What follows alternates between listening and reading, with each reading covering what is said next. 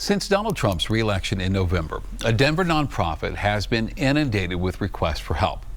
Trans Continental Pipeline helps trans people who don't feel safe in the states where they live move to Colorado, where protections are stronger.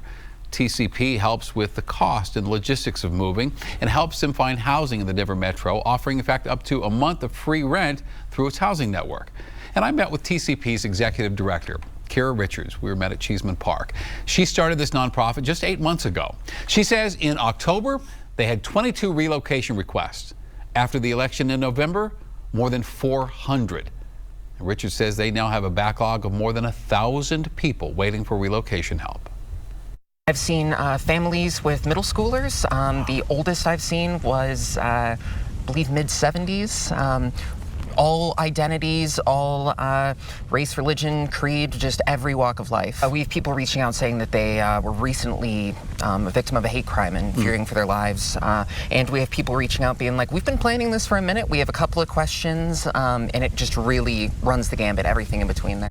Now, Richard says TCP is the first nonprofit of its kind that she's aware of anyway, and it was born out of need. Mostly out of Tinder, actually. Really? Yeah.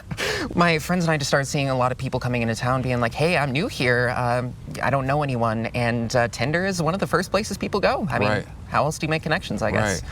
And so we just started name trading. That developed into a mutual aid network, and then that developed into a nonprofit, and here we are.